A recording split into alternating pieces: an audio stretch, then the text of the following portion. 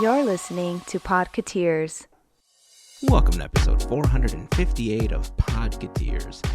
This week we talk about Bob Gurr getting his own Funko Pop, a remake of the Aristocats is in the works, Carl Fredrickson gets ready to go on a date, the Disney company loses a major member of the D23 team, Bob Iger cuts the Disney Metaverse division, Larry talks about going to Super Nintendo World, and a special red carpet premiere of Season 3's first episode of The Mandalorian, and we learn a little bit more Disney history and great moments with Mr. Andrew. We'd love for you to join the conversation over on our social networks, including Instagram and Facebook, but we invite you to join us on our Discord server.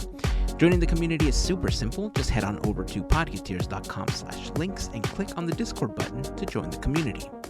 A very special thank you goes out to an awesome group of people known as the FGP Squad, our podcast Fairy Godparents, because it's their support via Patreon that help make these episodes of Podketeers possible. As part of the FGP Squad family, you get some additional perks like exclusive discount codes for Podketeers gear, some additional content like the Podketeers After Show, and access to our happy hour calls, just to name a few. For more information on how you can become part of the FGP Squad family, we invite you to check out podketeers.com/FGP. And as always, a super special thank you goes out to the FGP Squad for their continued support. So that's going to wrap up the intro. This episode is on the longer side, so buckle up. It's time to get this episode going. If this is your first time hanging out with us, welcome. We hope that you enjoy the episode and that you come back for more. And of course, if you've been hanging with us for a while now, welcome back, friends. Here is episode 458 of Podketeers.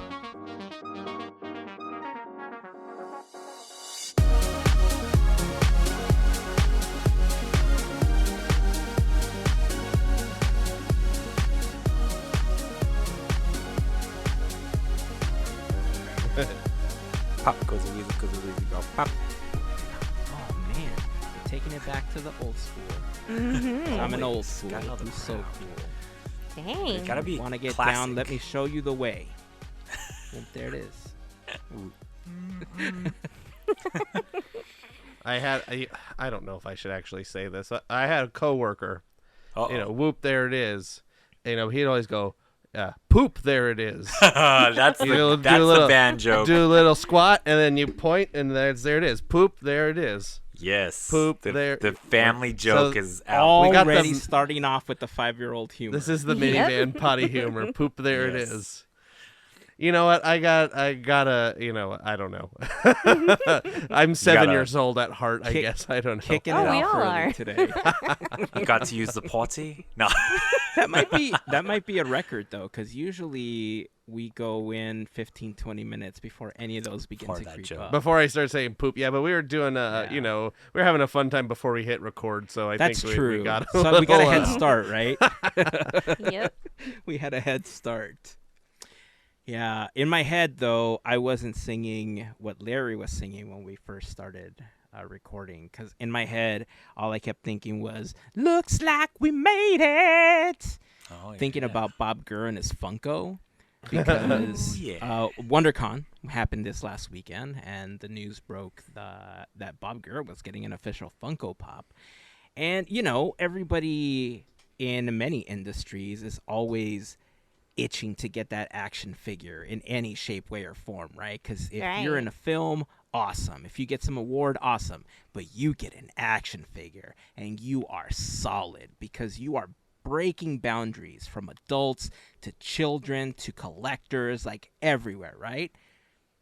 Now, Funko Pop's whole other level. Is it bad timing? I don't know. Given the news that Funko was, in the process of getting rid of all that inventory, and they were burying Funkos left and right to get rid of them, and I mean, I'm still going to get one if I can. Yeah. Because it's Bob, right? And like I said, like, you get a Funko Pop. Like, I like Bob a lot, and I respect all the work that he's done, and I've had fun talking to him every time that I've had the opportunity. So, yeah, I'm going to get one.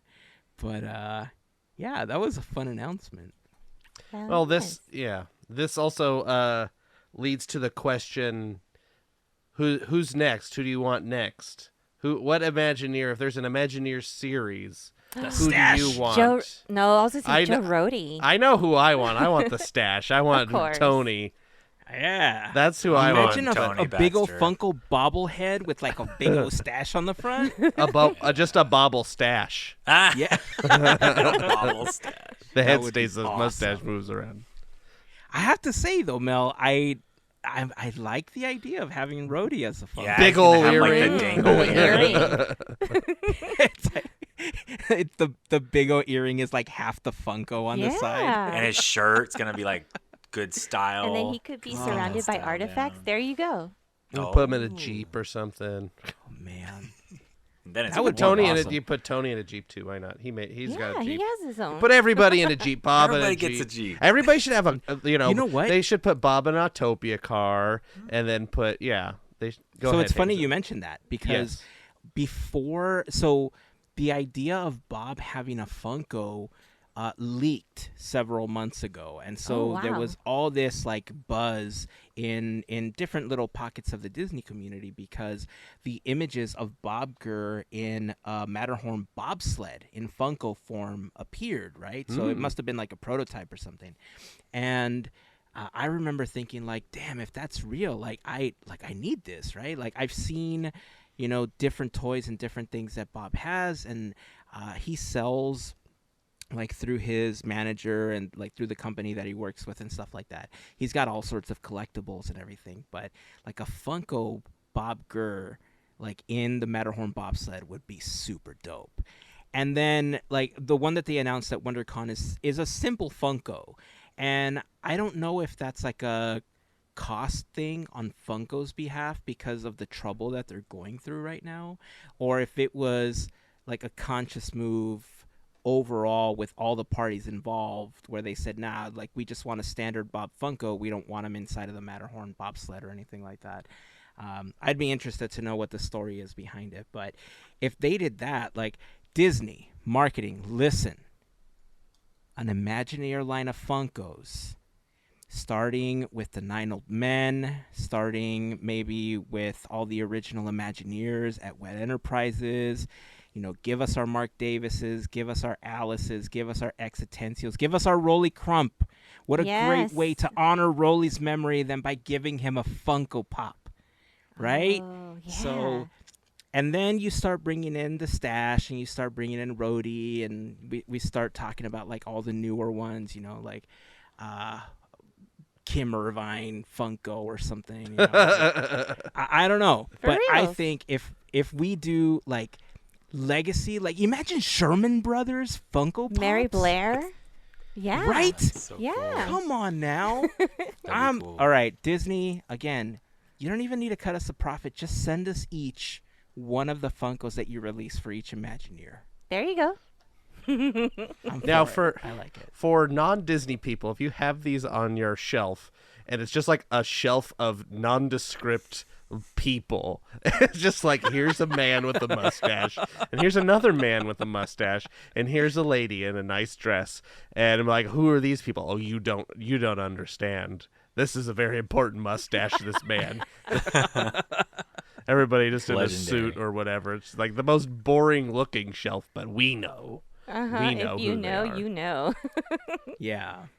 I mean, there's pockets in the Funko community, right? I think there's Oh, I thought plenty you of Funkos I thought out you meant there. in their button-up shirts that they hold the pens in. The pockets. There could Their be. pocket There protector. could be. Yeah.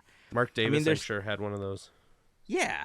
I mean, I'm sure that there's plenty of pockets in the Funko community of stuff that, I mean, if I saw that, I would probably never understand why. But fandoms are fandoms, right? Like, Oh, yeah. that's why Funko Pops of characters of The Office or Seinfeld or any of these other TV shows that people love to watch exist, because they're just awesome, So Disney, come on, we got to get on this. It's super good.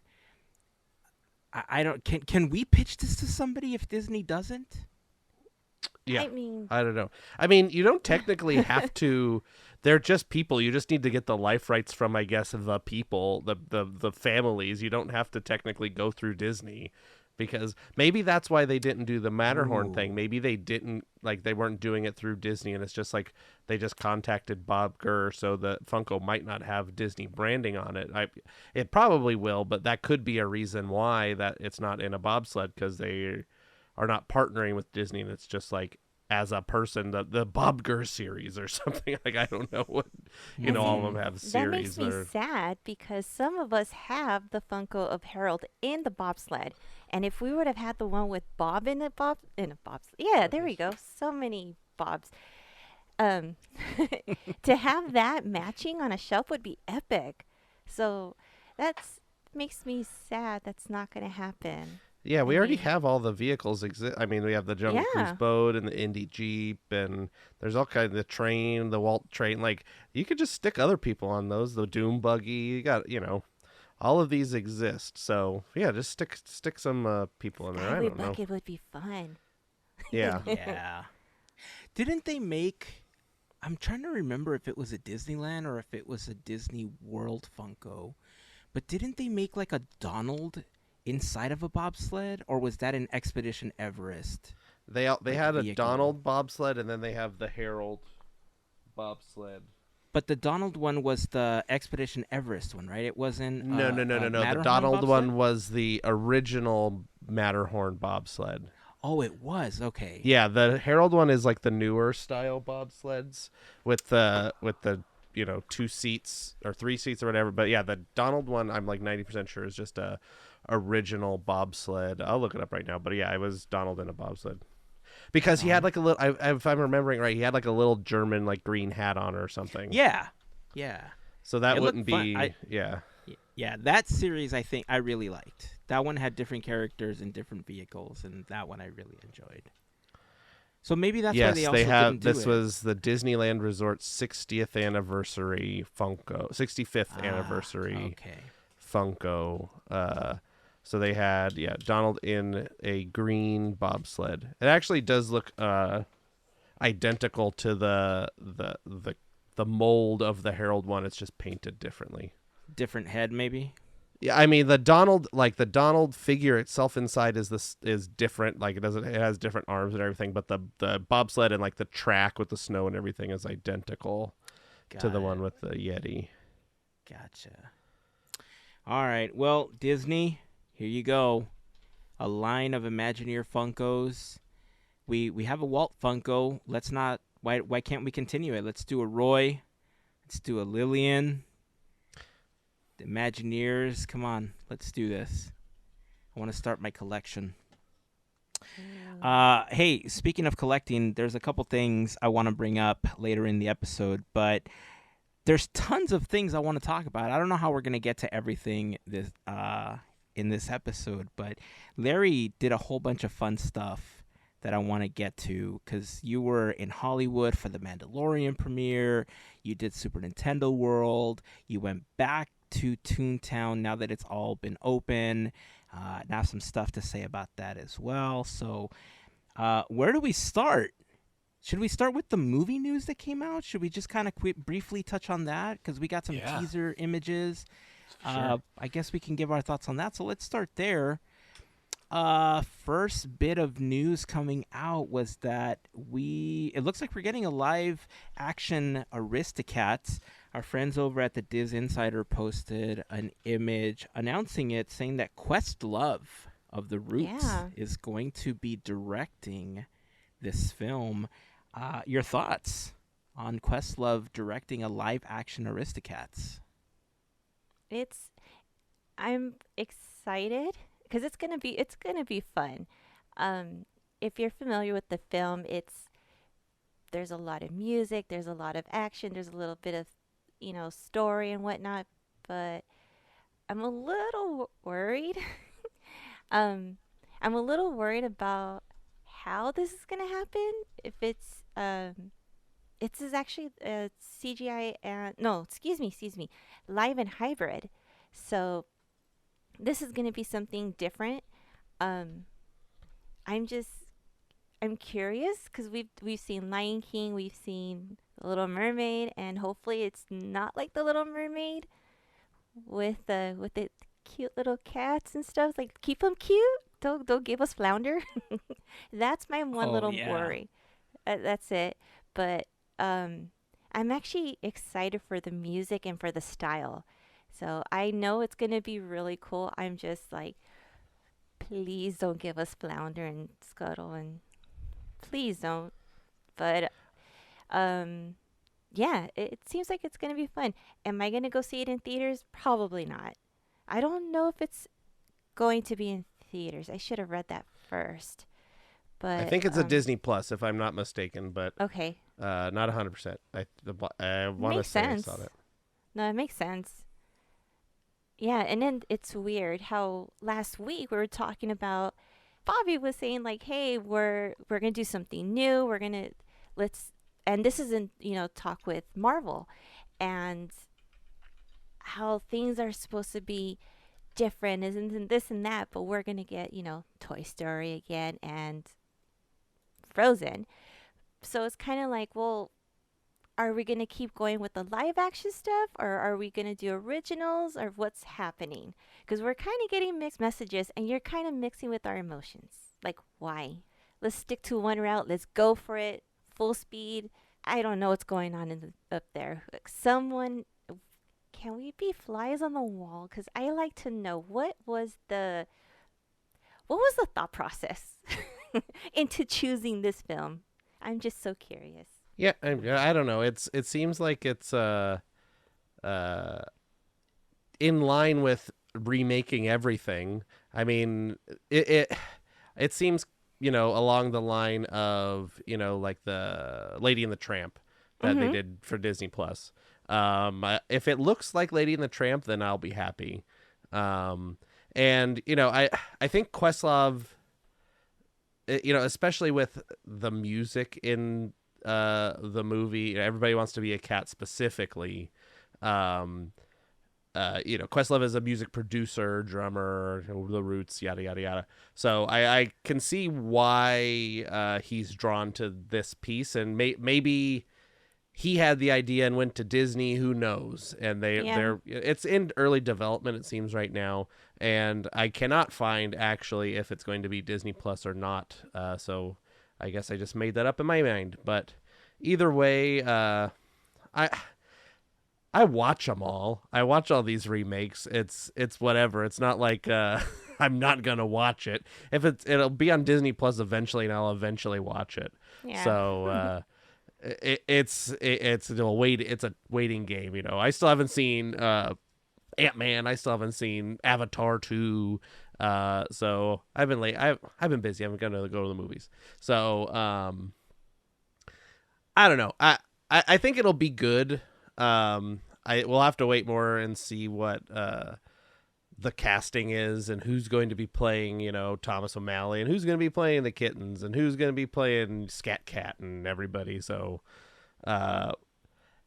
again, my favorite thing. We'll wait and see, but I'd be happy to see it. I think also people forget too that when Aristocats came out, it was like a pretty big hit originally. I mean, it was a long time ago, and movies were different back then, and movie going was different back then, but it was a huge hit for Disney at the time.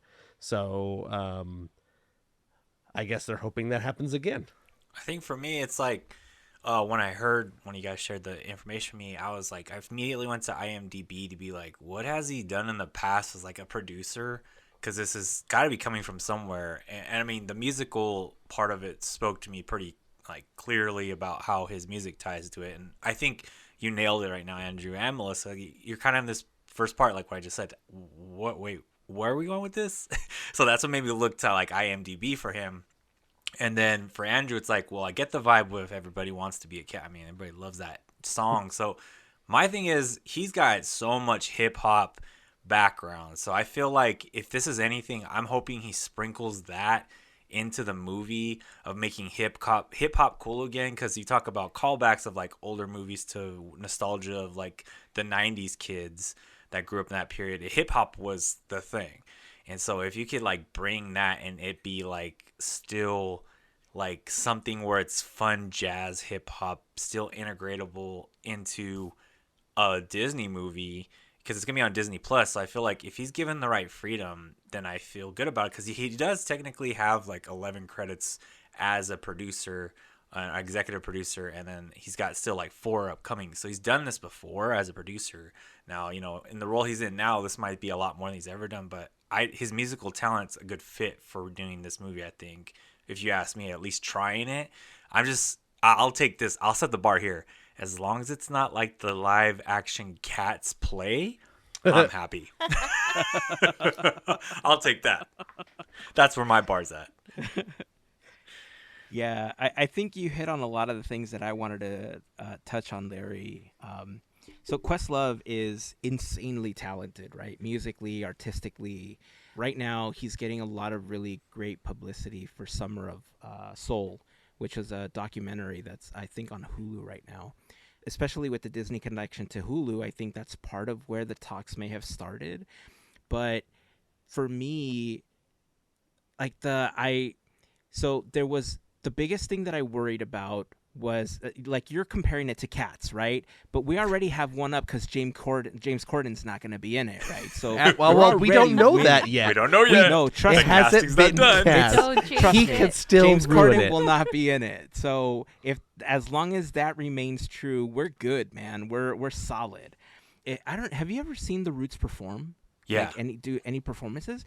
They're insanely talented. They are Improvising, so too. good at improvising. Very yeah. good. Like they know music theory in and out, right? So they're able Absolutely. to compose things and put these musical numbers together that are just so good and so smooth throughout everything that they do. And so Questlove, I think, is a solid choice for this because, one, like you said, Larry, as long as we don't get something, I'll give you a perfect example. The Hip Hop Nutcracker on Disney Plus. I think that meant well, and I don't know, maybe I just wasn't the age group for that particular thing. Run True. DMC and Rev Run, like, I mean, they're staples in early hip hop and that music scene. So I get what they brought into the Hip Hop Nutcracker, but there were certain things that just felt disconnected from the genre. And if they're trying to bring kids in and that's kind of the stepping stone, cool, I get it. All right, fine, it did its job. But if you let Questlove do his thing with Aristocats, I think we're in for a really good story, and I think we're in for some amazing music. Speaking of Cats, he was a music consultant on Soul, so there's some hope for you guys too. Oh, Also, I speaking did of not know cats, what a cool cat. Yeah. Nice Cool way to cat's a nail kitten. it. Nailed that. it. Cool. There we go. Nailed it. Landed on the feet like a cat. Meow. Nice. Meow, Well, you meow, know- meow, meow. Let's take it in the opposite direction now, and let's go from cats to dogs. Because we had another announcement saying that we're going to get a new animated short featuring Carl Fredrickson and Doug. And is it Carl's first date? Is that what they're calling it? Carl's date. It's just Carl's date. It's not first. It can't date, be his right? first Okay. date. He has married before, so he had at least Well, one it date. they could say first date Back in the after what game. happened. that could be. It's like he's I guess. jumping back in, right? Like Back it's in his the first game. date back in the game. Exactly. There was a little bit of back and forth about how we were all feeling about this one. Who wants to kick this one off? How dare you? I know. Man, not only it's still hard to get through the first 10 minutes of Up, and it's like the all we see is new adventures, same wingman. You only see wingman if you're going to be set up on a date. Why would you put us through the ringer again? I mean, yes, we do love happy endings. We do love, good things to happen when bad things are bad. We're not ready. We're not ready for this. This is, you took my heart away. And I mean, yeah, it's also hard, with the, passing of Ed Asner and everything. Like, what is this? Is this something that has already been in the works and he's previously recorded? Are they using, old voice stuff? Or it'd be interesting to know what is going on with this if it's something that was, has been in the works for a while, which it, could be. Animated films take a long time to make. So could have been sitting on the shelf for a while. Who knows? There could be a whole like season 2 of the Doug days that we don't That's even what I was know gonna about, say, like Andrew. sitting there. I think this is probably like maybe could have been a scrapped episode that they didn't end up using. They were Oh like, yeah, that's possible because too. it's a so short, right? It is a So, short, yeah, Yeah. which is just all Doug Days is just a bunch of shorts. So yeah, it's always sad to when somebody passes, seeing their work, afterwards, because of how movies and things work. It's knowing Yeah. that they're not around anymore. So it's kind of sad, but who knows? Doug's a good character too. So like Doug is always very heartwarming. I'm sure Doug is going to be getting into some antics trying to follow Carl around and get at escape the house and get on the date and something, and I'm sure it'll be fun. Plot twist, I it's hope- actually Doug's date. It could be. That would be That'd be good. nice. That'd be better than what I'm thinking. Yeah. When I saw this and we were in the text group, I literally was like, I'm not ready. I'm not ready for this at all. Because, like, I watched those shorts and I barely got through them without some of those episodes without, like, just tearing up. And Ed Asner was at the time still with us. You know what I mean? It's like, it's a hard thing for me to even contemplate what Disney does with anything. Anytime they get opportunity, Melissa just nailed it. Andrew nailed it. Like, even if it was in the pipeline years ago, like, just let's look at Black Panther. I mean, that's a hero movie, right? And they've tugged at our heartstrings. So it's like, this has got me so afraid because I just feel like you guys are both on it, where Melissa's like, they're going to go for our heartstrings. At the end of it, I may have been like a finishing of what was originally an episode, I feel, that could have been for Doug Days that they had done, and they kind of like added on to it to edit it to make it now what we see, first date, or excuse me, I keep saying that, the date.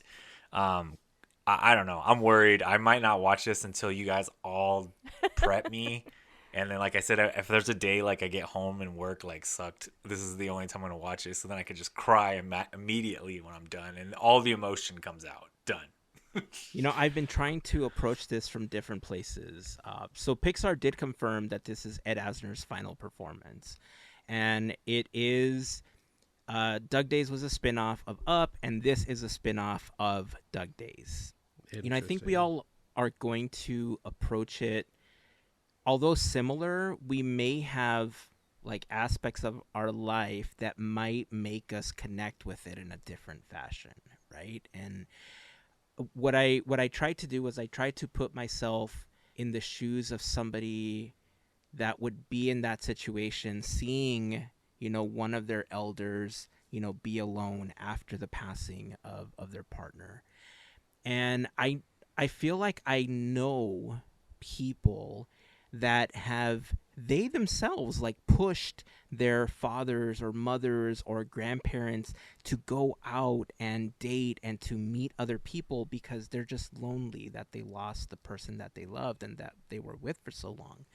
So there's a part of me that's really sad because it's eliminating Ellie in a way. Like, honestly, we don't know what it's about, right? Like I said, plot twist, it could be like he tries to go on this date and it turns out it's a date for Doug, right? Yeah, But- it's like a dog date. That'd hope. be so Yeah. cool. Yeah, exactly. Because they don't say who the wingman is, but Exactly. we're thinking the wingman is Doug because Doug, it's 'cause that's Carl's usually- date, right? That's the Mhm. name of the short. But it's one of those situations where, yeah, if you connected with Up on that level, you're gonna see this as, like you said, Mel, like, how dare you, Pixar, right? Like the wound is still fresh. How dare you? Even though it's been years since Yep. that film premiered. Still fresh. Right? It's still fresh. This is definitely a too soon moment. But at the same time, I think when you look at real life and you look at, somebody that was with a partner for so long and they do become lonely after something like this happens, family members will push for this. And Carl doesn't have family in these shorts, really, right? Doug is technically his family, and Doug is the one that pushes him to go a little further in all of the adventures that they go on. So I don't know. I'm really torn on this one because I get what you guys are saying, like the how dare you, Pixar, but at the same time I don't know. I really am torn on this one. I would love to know how the listeners feel about this because I'm so like I know that I usually kind of stand in the middle for a lot of these things because I can see both sides of the situation, but this is one that I can't. I'm having a difficult time saying like, yeah, I can see both sides, but I'm gonna go with this one. And in this one, like I see both sides, and I can't choose. I'm right in the middle on this one. So, yeah, we're going to throw the question out to all of you listening. Join us over on Discord. I'd love to hear your thoughts on how you feel about Carl's date, who you think the wingman actually is. Is it Doug or is it Carl? And if it is Carl going out on a date, how do you feel about it? Are you on the how dare you Pixar? Like we're still not over what happened in those first 10 minutes of Up. Or are you on the all right? Carl's out. He's doing it. Here we go. Yeah, boy. Like train. I don't know. Let us know. Join the conversation over on Discord. If you're not a member of the community, it's super simple. You can join us by heading over to podketeers.com/links. There you will find some links to some of the most popular places on our website, including a link to our latest episode, a link to a Disneyland playlist, links to our YouTube channel and Larry's channel on YouTube, Goofy Guys Adventures. You'll also find a link for the FGP Squad and, of course, the link to join our Discord community. So... hey, since we're talking about the links, Larry, tell everybody about when you stream and when they can catch you, where they can catch you, and all that to make sure that people also follow you on all those networks. Sounds good. I stream on YouTube, which I have to correct about 20 people a week. It's not TikTok. But yeah, it's YouTube. You can find me at Goofy Guys Adventures. We stream Wednesday or Thursday evening, sometime after 6 p.m. Pacific time, and then on Saturdays I usually try to go the whole day as much as I can, as much as the battery doesn't get too hot or burn out or whatever, or myself I get enough recharge. So you could catch us there, the rest of the, as we call the subs there, goofballs, and join in on the fun. We look forward to having you guys over and getting this and growing the Podketeers, the goofballs growing over and becoming the, come on, what are they, Andrew? What are they? The Squadketeers? Are we talking about the Squadketeers? Let's make it happen. The Squadketeers out there? Make it happen. I like Squadketeers. I like it too. That's a good name. I nobody has said that they don't like it. I haven't seen that. I'm just saying Squadketeers. I'm keeping it alive. And it's cool. And cool Squadketeers are cool. Kittens, right? They're all cool cats and kittens. Yeah, let's take that phrase back from Carol Baskins. Going back to the cats. I see how it's all circling back to cats I right know. now. This is the catasode. Oh my God. I'm a dog person myself, but I like saying cool cats and kittens. I'm there with you, man. I'm right there with you. Hey, I see that there's a different animal on your shoulder, Larry. What do you got going there? Speaking of animals, I have the cat's worst friend, which would be a bird. There's not a bluebird on my shoulder. Oh, I like that. See what you did there. He's a yellow bird that's been featured on the Mickey and Minnie's Runaway Railway as Chewy. Say it right. Chubby. It's Chubby? like chubby, but like instead of a double B, it's a W. Chubby. And I just found that out on the live stream thanks to people correcting me, because I was calling him Chubby, which from what I hear in history, that's not confirmed, but like they say out there that his name was supposed to be Chubby, but it was incorrect typo, and that's what made it become Chubby. Kevin Rafferty wanted to call him Chubby, and then there was a typo during the meetings for development of the ride, and so he just thought it was more endearing. That's what I'm saying. I like the other name that came out of it, because if you get on the ride, if you've been on it, there's a part where you're pretty much Chubby's like doing a little dance, and then he has eggs and they crack open, and I found out those are called chubets. I think Chubettes, like the Chipettes. The Chipettes. Now it makes me want. Well, I ran out to get this. It's this shoulder pal. If you guys are wondering, you could get at Disneyland now. I think they've been. I'm not sure how they've been at Disney World. I know this merch was at Disney World before. I don't know if they had the pals though. So. And I've named mine different because he's mine. He's a cousin. I've called him Yo Soy Chubs. So that is nice. Name. So, Nice. That's good. Yo Soy Chubs is better than No Soy Bird. Yeah. considering That poor bird. we already do know that Yosoi Bird is on Autopia, Yeah, so Autopia. distinct That's his cousin, full right? name. Yeah. Yeah, he's the cousin of that bird. Yosoi, too. Yosoi Bird. It's all connected. I know, All man. connected. So you went back to the parks recently. Now that Toontown is open, right? Yes. I also actually made a quick trip down to Disneyland this last weekend. So we were there literally just to ride Runaway Railway. That was the entire Ooh. goal, to head to Toontown, check everything out, ride Runaway Railway, and that was pretty much the entire day. Quite frankly, because it's just still too crowded for my own comfort. And in case anyone out there is wondering, yes, I was fully masked just for my own protection. So, but yeah, I want to hear your thoughts about the open area, and then I want to share some thoughts as well about it. Sure. I went, so I've been going to the Mickey Minnie's Runaway Railway for a bit, so I saw the right side, and I just want to say props. The first thing I did was I turned to the right, and I thought of my fellow Podketeer, Andrew, and I said, there's Roger Rabbit, still open, and let's give some props to the rabbit. Didn't ride the ride because I was recovering from some vertigo, so that didn't work out. But the last ride you want to ride if you're recovering from that. But I went the other direction now that's open that you're talking about, Hazen. That's been refurbished now to be, I would say, more of a park-friendly feel. And I was live streaming, so you could catch that on the live stream. I did that on, that would be, I believe that was a Wednesday or Thursday evening of last week, so you could check that stream out. I was there shortly, so it was already past the weekend rush that first weekend it released on, but it was still busy, and I like that I went at night because now the full soundtrack's playing. I was talking about before one of the podcasts that it was parts of it, but now the full soundtrack's playing, and they had Powerline playing the song. Nice. And it's like themed and acoustic kind of. I almost lost it. Like I literally grabbed a pole and like swung myself around like when I was like 10 years old in Toontown. So that was kind of biased on it. And I immediately went towards Goofy's candy shop. I didn't go inside because like you said, Hazen, it was fairly busy even though it was night. So my first things is I didn't get to go into the new houses to check out the stuff to see anything if it's been like upgraded or refurbed like Mickey and Minnie's meetups or Goofy's. I just wanted to get the vibe for the outside and the new turf like area and how it worked. And I'm gonna say the fountain, really well done. It is something when you see in person that the Mickey and Minnie fountain that you're seeing that's in the now main staple of Toontown, it does bring a new volume, or I guess a new focal point or full vision point when you come into that area. And I'm a little biased again because of the music, and secondly, as soon as I walked out of that area, Goofy was out and about, which I loved. They had Goofy out there doing just like a walk around meet and greet, not like he just had a cast member beside him. It's not like he was stationary in one spot. So Goofy is my favorite character. That's your boy. That's my guy, obviously, if you know the channel's name.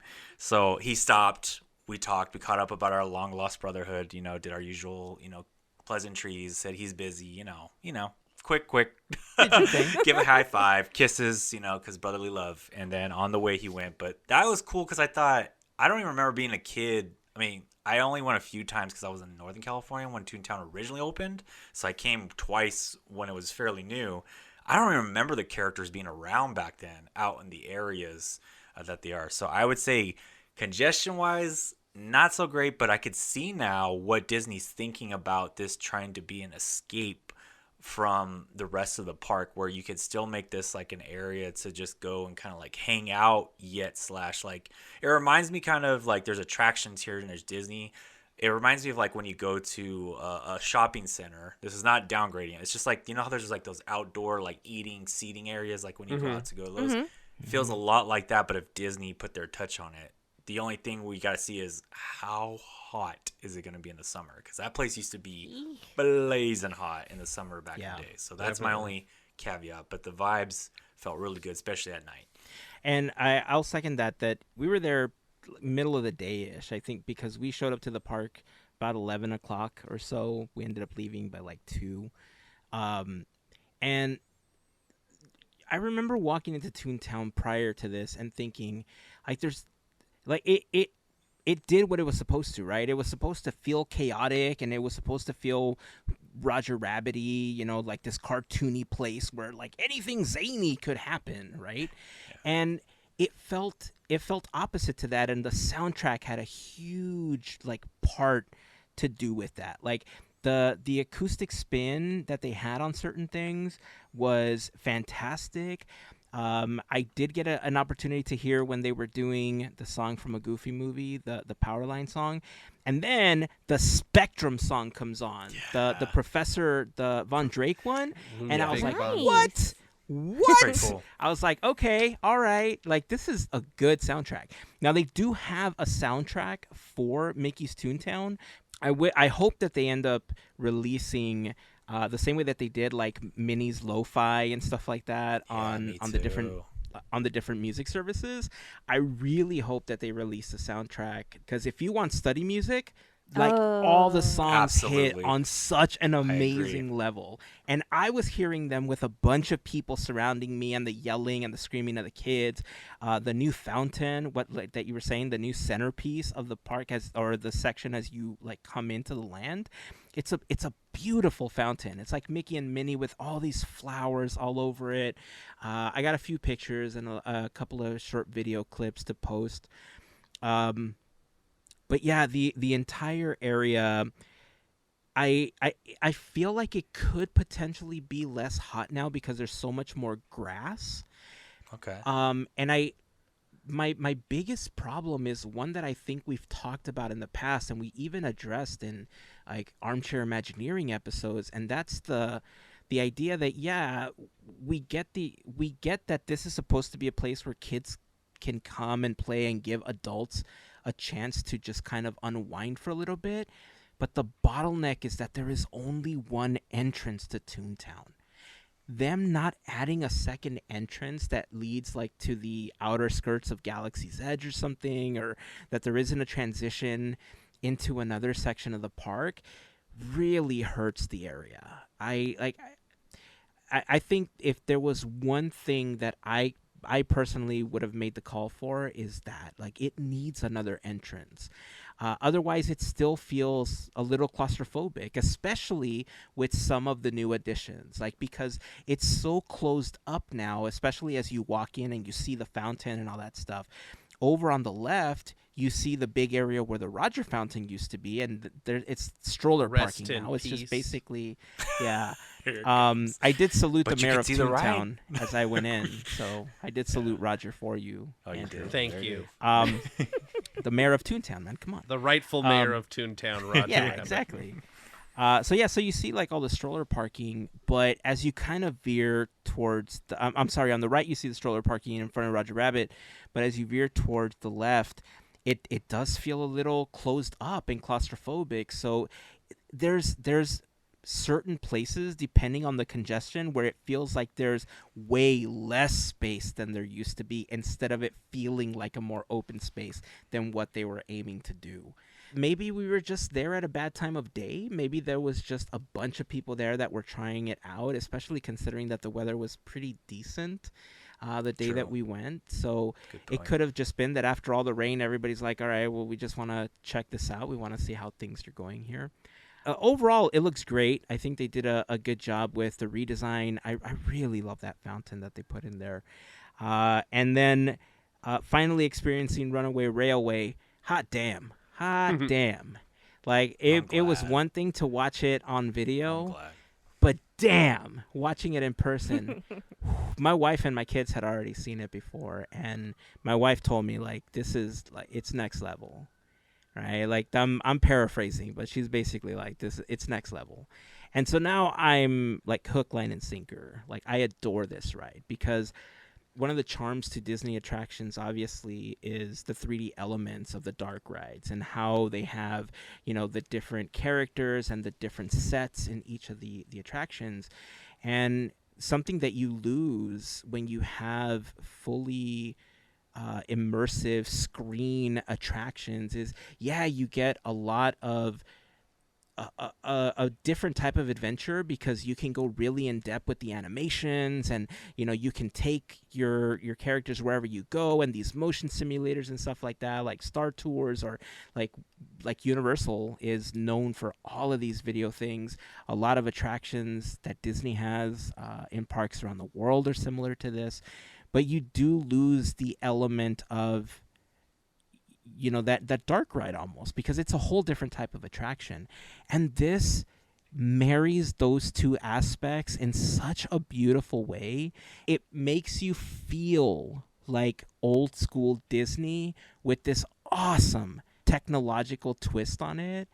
I know I saw a lot of that on Rise, but the thing about this one is the reason it felt so much like an old school Disney attraction is because a lot of it is still painted. A lot of it looks like it's the old school just painting, not digital or like really refined lines and tech that you would see on a ship for Rise of the Resistance, So, man, it's definitely next level.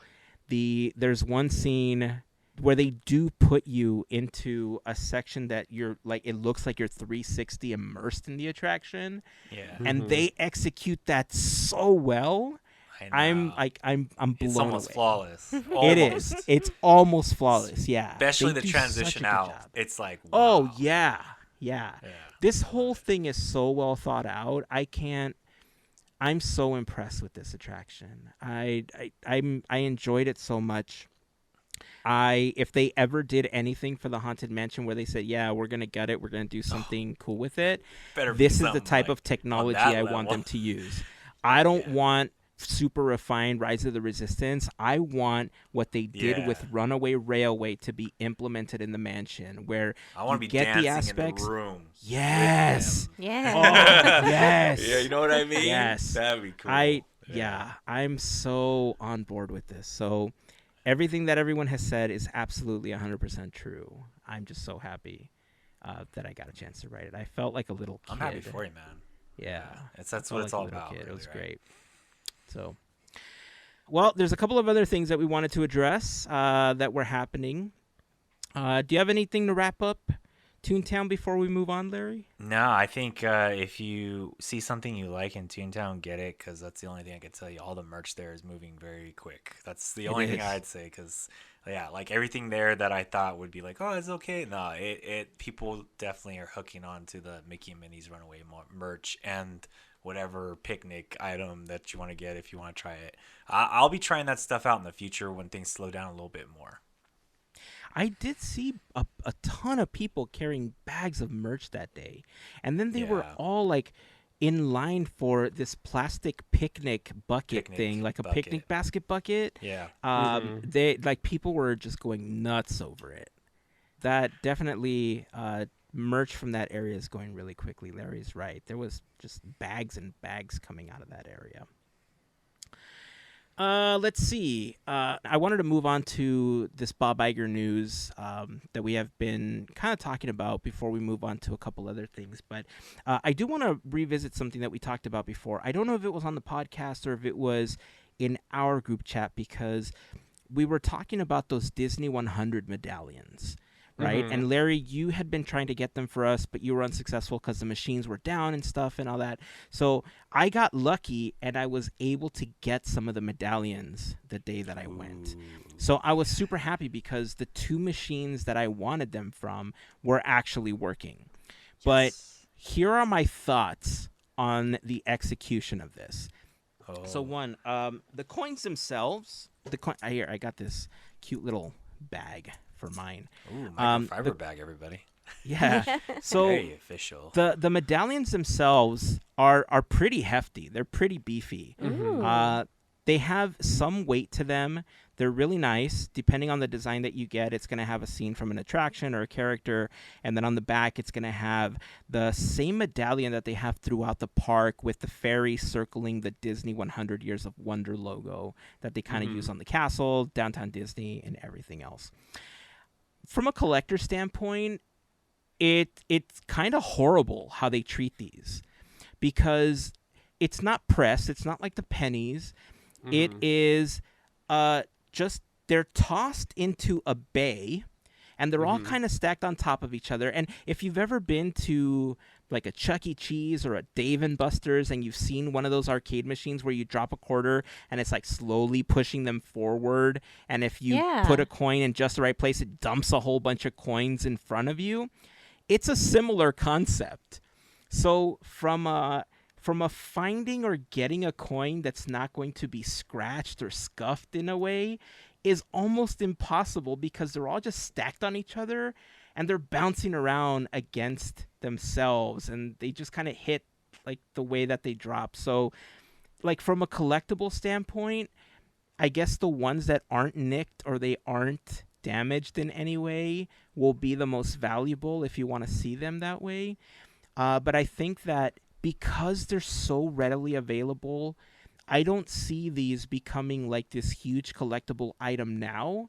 It could be something that gains some kind of value later on, depending on how many survive, because there was just like 200 in there, and they keep replenishing them every X amount of days, when people get them. So that is the one thing I will warn you about. Do they look awesome? Heck yeah, they do. Do I regret buying them? Heck no, I don't, because these are awesome. But again, from a collector standpoint, keep that in mind when you get them if you choose to collect these. 2, they're a weird size. And the way I know that they're a weird size is they don't fit like the common silver dollar or anything like that. The reason I know is because right after I bought all these coins, I bought some for a few other people. I went out and bought these little cases to put them in, because I wanted to make sure that I sent them to everybody protected as best as possible. Now, in order to get them in these cases, I struggled a lot, because these, for anybody that's interested and wants to collect them, what you want to look for is a 37 millimeter coin case, or a coin, what do they call these? They don't call them coin cases. They call them... coin sleeve? I can't remember. Like display boxes? Protector. No, it's got a different name. Washing machine. Capsule. It's a capsule. Oh, that's it. So you're close, so if Andrew. you're looking, so if you're looking for a collectible capsule for these, you want to find something that's 37 millimeters for this particular coin. The one that I found is a variable, like the foam inside allows you to cut like different sizes, and so it comes with this like little ring inside that separates in different areas to make like a bigger or smaller ring. Wow. But the one that it falls between is either too small and it's scrunched in the way that this one is, or it's too big and there's a little bit of play if I take the additional ring out. So I've gone through the process of trying to delicately shave the edges just so that it like stays together. So when I send these out to you, just I'm going to try to wrap them, but I hate to tell you, try not to open them, because you're going to have a really hard time putting them back. So anyway, you'll want to make sure that if you do want to protect your coins, unless you get the binder, because there is a convenient binder that they provided. It's like sleeves, little plastic sleeves. It's $25 for a few sheets. It was a plan all along. Yeah, but this looks so much doper to me. Like I could put that this looks It collectible. does. right. I think I can put this right here. Right. I think you're nailing the debacle though right there, where you're like, if you want it to look kind of collectible, get the coin sleeve like you would get the pressed pennies at Disneyland. But if you want it to look like a coin collector, yes, go all in what Hazen, because it does look a lot more presentable in that. I haven't even seen it like that. That is cool.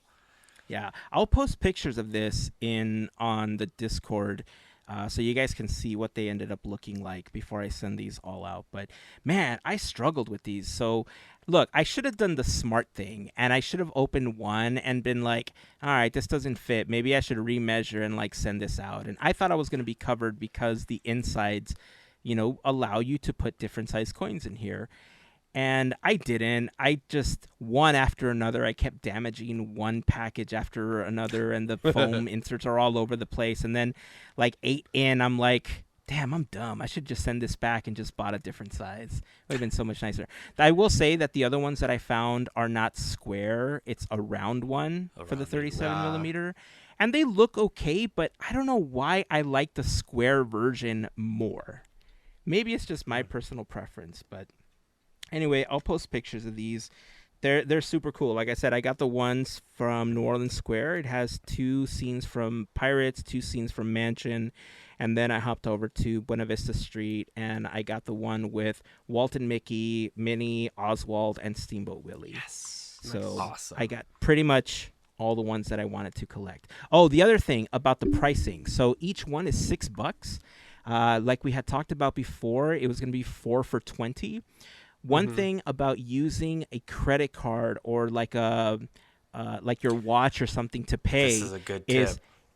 You automatically get charged the $20. They don't give you a $20. $6 option when you're digitally paying with any Right. device. You immediately get charged the $20. Now, here's the other thing you should know. When you get the $20, it flashes the colors of the coin that you want. You do not have to choose one of All each 4. coin. Yeah, you you could can get mix 4 it of the up. same one. Like you could mix it up. Like the first time I went to the New Orleans Square one, I hit one after another because I wanted each one. But towards the end of the day, I asked my brother, like, do you want any of the ones from Buena Vista Street? And he says, I really only want the Steamboat Willie and the Oswald one. Like, I don't really want the other 2. And I said, all right, well, I'll just get another set. It's fine. And by the time I got to his set, I was like 5 sets in at this point for everyone that I was purchasing for. And I got those 2, and instead of hitting the Walt and Mickey one next, I went back to Steamboat Willie and then back to Oswald, and sure enough, I got 2 of each one. Yeah. So the best tip is if you don't want all 4, but you know you want to share this with somebody, keep a tally and just get the ones that you want or need, because you could always trade them. You don't have to get one of each. But just know that if you pay digitally with your phone, with your watch, or anything, you will get charged the $20 automatically. There is no single coin option when you pay digitally. Anyway, again, I'll post pictures of these on the... Can you hear them? Yeah, just that very alone. well. Sounds like a Yeah, treasure. that alone. That's where I know you just said you'll scratch them, but I used to when I got them, I'd carry them in my pocket. And what I did to keep them to kind of protect themselves is I ended up buying those little. I technically have been using the little tiny bags for pins. But the little Ziploc style bags. But I just stuck them inside a bunch of those, and then I had it in my pocket, and it would still make that noise. And I loved I'm it. dumb. I should have done the same thing. I got a ton of those from when we did the Steamboat Willie pins. Exactly where the idea I got it from. Oh. Yes. Yeah. So that's where I that's put so 'em. funny. Oh, you know what? I'm glad that you brought up a pin because I have something else on here. So, we got March Mayhem going on. I want to give a quick update before we move on. But while I was in the park, since we're celebrating Disney 100, I did pick up a Disney 100 Mickey and Minnie pin that we're going to be giving away to the winner of March Mayhem. So that is going to be up for grabs. I'm going to post this pin up on Discord as well. We had several prizes actually lined up. Like Andrew had like buckets and buckets full of prizes that like are just sitting at his house. They're just still hanging out. I got so many prizes. Yeah, but we figured, like I keep calling them buckets. They're really boxes full of stuff. But I have a couple bins full of prizes as well that I've been holding back on. But maybe we just need to do more stuff that involves prizes. We got to do more contests. We got to on the FGP call. We got to do more contests and give away prizes. Whoop, whoop. You know what? That's what I'm gonna do. it. I'm gonna randomly give away something again to a member of the FGP squad. Just Oh, there you go. 'cause. It's been a while Do it. since I've sent something out, so I think I'm gonna send. Oh, we can spin the wheel. Ooh, we can spin the wheel. That would be Oops, good. sorry. You can choose the winner. So let's do it next week. We'll figure out what we're gonna give away, and then we'll spin next week. And whoever comes up on the wheel, then I was that's just who will testing get it the out, prize. Andrew. That's all. I think I need to get an actual real wheel to do. I mean, no, the wheel is totally real. It's real. I just Flap, moved flap, it, flap, Andrew. flap, Did you flap, hear flap, it? flap, flap, Yes, flap, flap, flap, flap, flap. Just calibrated all right. it. Sorry, guys. Right? Okay, so March Mayhem. As we're recording this episode, we have officially entered the semifinals. It's kind of insane how there was only 3 attractions in the entire competition, and all 3 attractions have made it into the semifinals. And beautiful. interestingly enough, one of those attractions is going up against Mike Wazowski of all characters. Mike the underdog. I think you Right? underestimated your artwork. Your artwork is kind of selling that because every time I see it, I laugh. I chuckle, man. Every time when you mentioned on the podcast a couple episodes back, you were like, I love how I put the logo on his face. Hey, Mom, look, I made a magazine. Every time I see it, I immediately think of that scene, and I just laugh. I'm like, yes, I'm picking that one. I'm not going to lie. That's one of my faves. That's why I'm voting. So. Well, I'm glad. I'm glad that people are getting a kick out of that. I've gotten some messages through Instagram as well about people enjoying the fact that, if like you said, Mel, if you know, you know, right? If you know the film well enough and know the joke, then you're in on it. But yeah, it's such a weird semifinals, especially considering that I went backwards this time. I've been doing matchups from right to left, or like right bracket against left bracket. But this time, I wanted to make sure that we had an extra day. Me personally, I needed the extra day because the other semifinal match that's coming up after Mike versus the old prospector is the Ghost Host versus Captain X. So that will be the matchup that is going on the day this episode releases.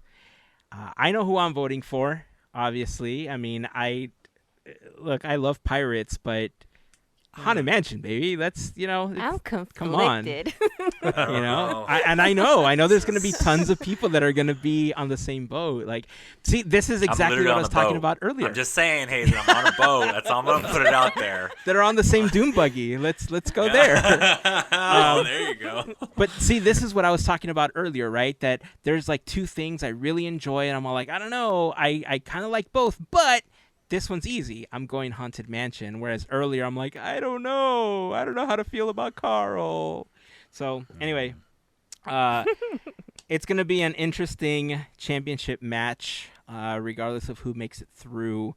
I think the only person, I'd have to go back. Not a lot of people posted their brackets this year, but I think the only person that's fully still in the running for the winner is Brian again. Like, Brian knows how to choose winners in these brackets. I don't know how he does it, but there was like a couple years ago, like his bracket matched almost exactly. Yeah, Almost he's been exactly. He's really had the good. AI tech for Like, a while. He's putting so it through the AI. good. Maybe Putting it he's through the asking AI. ChatGPT, like, how Yes. do I win at March Mayhem? These are the So, picks right here. so anyway, if you are interested, you can vote on your favorite quote in our Instagram stories. Depending on when you're listening to this episode, it might all be over and we may already have a winner. But if you're listening to this on release date, make sure to head over to our Instagram story, getting your vote for the matchup against the old prospector versus Mike Wazowski if you listen early enough. And if you missed that one, make sure to get your vote in between the Ghost Host and Captain X, also known as the Jolly Roger or the Skull and Bones that you see on Pirates of the Caribbean before the drop. And yeah, we'll see who the two that make it to the championship match is.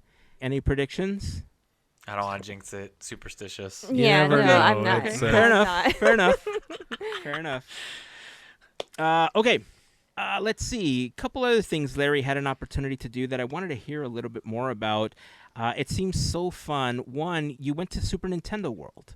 Yes. Yes. Ooh. First time. I've heard that it's been really difficult to get in because there's a lot of problems with how they advertise it, and that if you don't have like the VIP pass, you're not necessarily. It's kind of like what they did with the Wizarding World, right? It's kind of like a first come first serve queue sort of situation. Like, what was the Exactly. experience like? So I was lucky enough. I went with some pretty good vets. Shout out to our friends, Channel Explorers. They have a channel too. Corey and Rachel. But Rachel, his wife, actually works at Universal. So she kind of had like the inside track about what they do, like you said, and where Hazen, there's a virtual queue you have to get into. And here's a little tip for any Podketeer listeners, the Squad-keteers, the Squad. You could start trying to get in that virtual queue literally while you're getting to the parking lot. The GPS within the Universal app will let you do that. So start doing it then when you're getting there if you're there early, because that's your best shot at getting in. They did that, and ours was like at 12. So that's how fast. Like, and this is like early morning. And this is a good example because the day I went, which was probably like the first weekend of spring break 2 weeks ago, it was sold out. Like, you couldn't get a reservation on that day. So yes, very busy, and the system, you're right, it's not perfect, and I'll roll into it. So first off, I did get the power up band. I got the Luigi one, and I was expecting to get a different one. I'm showing them right now. It is a slap band. But after I saw the L, I was sold. So little Larry here, but went all in on the Luigi band. But I'll admit, once you get into Super Nintendo World, it is as advertised. I was back in N64 days like no other. I literally almost swooned over seeing Princess Peach, and now Rebecca knows my hidden secret of having a crush on Princess Peach. Aww. Let's not talk about it. So Rebecca found out. It was kind of an awkward moment, but we got through it. I said, I'm allowed an animated girlfriend. You have Thor. Let's leave it like that. So then, I mean, it is really just tantalizing to the eyes, and I was able to use the ATM version, they call it. It's like the ATM for the power band, so you go over there and get this whole experience of like paying for it, and it comes through. It's not cheap. It's $40, and I'm gonna give my pure honest review of it right now. Overall, I underestimated how fun it would be to use the power band. I thought it's kind of gimmicky compared to like the magic band, but if you're gonna put me apples to apples, right? This one does more because there's like, it is very, I hate to say it, like that whole thing of being like stimulated, that noise as a kid of hearing the pa-doo, pa-doo, the coins. Mm-hmm. Once you're in person again doing it, it's like boom, you're back locked in, and now it's like a physical thing. So then you're just like running around to these spots. But with that, they're so busy. And if you're gonna talk about jam-packed, to circle back to Toontown, Hazen, way more packed that day. I'm telling you, it was busy because people going in didn't necessarily have to come out. It's not like that's not how the system's working now. Like, it's so busy. Like, it's not like when we were doing pretty much previews for like Galaxy's Edge where people could leave, right? Or it would kind of be like a slow, when they were doing previews kind of like that, where they're virtual queues like that, where they try to channel the space. No way. This is probably worse than Toontown by far because everyone's trying to use their power-up bands on things. And overall, it's really nice, but I couldn't get on the ride. It was over 2 hours and 15 minutes wait when I was there. And I hear that the restaurant, you have to have reservations like really early, otherwise it's a no-go. But my other last gripe is, Hazen, if you thought the Magic Band was bad, the power band is 4 times worse because, yeah, it's a slap band. So when you're doing the whole boom, boom, you're hitting it, the band will fall off if you keep hitting it hard enough. Like, it will every time loosen up. So invest in something to clip it. And you know what's sad? It's so sad because when I got the actual directions, which is really cool, it comes with a small map, so don't throw away the case when you get it. It's a little Super Nintendo map in there. But also inside the directions, it tells you like to invest in an additional thing to keep the band from falling off if you have that issue, which is the most gimmicky thing I've heard in a long time from a band, you know, like that you're buying up front for $40. But they don't sell them though. They don't. I read, See, so I don't know, man. Yeah, I think they were giving them away. I had heard this somewhere. If you went to some guest relations or where you check in, there was some place I had read this, and I don't have the full information, but I had read somewhere that they were giving away those little keeper band things for free somewhere. I don't have all the details, but look it up. I had read it somewhere, and I wish I had it for you, but they might have them to give away somewhere. If you ask at a Universal employee, they might know. I wish while they you're would have there. told me that. 'Cause, yeah, that was the biggest gripe I had. But it is, I'm not downplaying it. The Magic Band compared to the Power Up Band is way more fun. And I don't know how you charge this thing or when it dies, how that works. But I mean, I didn't have to charge it. So it was ready to roll. Once I turned it on, bam, synced it up to my app, way more easy. boom, boom, I was ready to roll, and I was ready to getting points, and it was like that. It was fun, And there's so much interactive you could do with it. I hear it's better to go during the week because I hear it's starting to already slow down during the week to get into Super Nintendo World. This is from what I hear. It does also look super bulky compared to the Magic Band. It's bulky, yeah. It's very bulky. Yeah. You sent a picture to the group about the Magic Band. Well, listen. So I was not. Oh, so here's the thing. My thing with the Magic Bands is always like they don't do anything. Like unless you're going to Galaxy's Edge and you're doing these bounties, what are you gonna do? Get into the park, and then after that, like then what? When we were on Runaway Railway, the lights start spinning on my Magic Band and everything, and there was like there was certain areas where it just starts like spinning, and I'm like staring at it as the light is spinning, and I'm like, cool trick, bro. What else do you do? And so, and the entire day I had my watch and I had my Magic Band next to it. As I would move my wrist or as I would move my hand, the Magic Band kept hitting the buttons on my watch, and so it kept like moving my watch into like different apps and stuff like that. And so ultimately what I ended up doing was I turned the Magic Band so that the Magic Band portion was like underneath my wrist. Yeah. So it was more like a web shooter at that point, and I can like put my wrist out to get it scanned and stuff like that, and then I could like flip my wrist to see my actual watch. But I think I'm going to have to invest in one of those little clips that you had for your watch to like remove it. I don't think I'm going to do it to the Iron Man one. I'm definitely just going to buy like a standard $30 one to do it with. That. Just buy like a cheap yeah. one, yeah. I like that tip. I think I'm gonna do that. But I'm looking at your Super Nintendo World one, and dude, that looks like an Invicta watch. It's like this huge face on this like slap bracelet. Like it looks like a can of tuna on top of like a little slap bracelet. It is big. You can just see right there. That's so like the lid to my vitamins or something. Like yeah, really, that's a good one. That's for the kids in the car. My lid to my vitamins. They're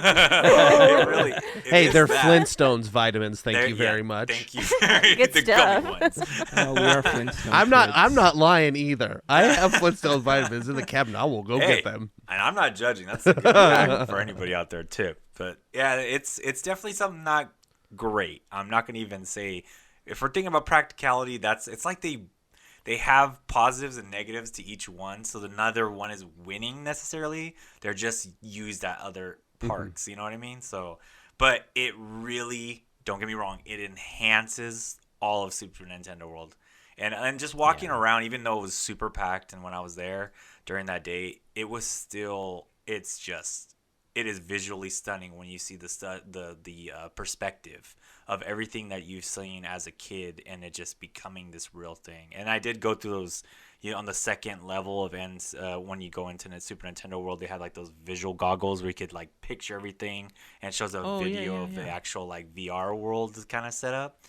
Those are fun. That was fun to look at because you could see like bombs flying across the air from the old game. That's cool. Just so cool. Yeah, I'm not gonna lie. It does, unless it's one of those things, Hazen, like I just told you about Mickey Minnie's Runaway Railway. It's like until you go in there, it's like you kind of can be easier to look at it objectively. But then once you get inside, it's like you really once you get into the tunnel, you're like, oh shoot, I'm in. Like it all just turns on, and the band just adds that extra, like when you want to hit like boom boom. I caught myself like literally kids are like waiting behind me like little 8-year-olds. I'm like, give me a sec. We've waited for a long time. I know. I'm all like, let me get all the coins out of this block. I will let you have your turn. Those power-up bands also, they work with the Nintendo Switch, if you didn't know. You can with Mario Kart 8 you can unlock, I think, some costumes or something with, you do the amiibo thing, and they'll read on Mario Kart 8 on the Switch. Okay, listen. It might be uglier than the Magic Band, but it already has my vote for cooler band. There it is. There it is. Look, this is the thing about the Magic Bands. Again, the experiences are super, super limited. And they each have their pros and cons. From what you're saying and from what we know, the Magic Bands obviously have, walking around downtown Disney and having a flashing ring of lights with the Disney 100 logo, I mean, that's whatever, right? Again, when I went on Runaway Railway and it started to flash, okay, whatever. If we're in Fantasmic or a fireworks show and everybody's magic band goes off, okay, that's a little more magical. But as far as a game component, there really isn't much of that unless you're in Galaxy's Edge. And the thing about these Universal things is they're so limited, right? Like the band for Super Nintendo World is just good there. If you buy a wand at the Wizarding World, yeah, it's super fun going around and casting spells and stuff like that, but it's a $50 wand and it only works in the Wizarding World. Like, I get it. It sucks that you kind of have to buy one for each individual experience, but as long as you can pack it with enough fun things to do, I think it's totally worth it. And so, like, right now, especially with the added bonus of being able to unlock other things in Mario Kart on your Switch, that's awesome, right? I think that's a great Dreamlight approach. Valley, did you hear that?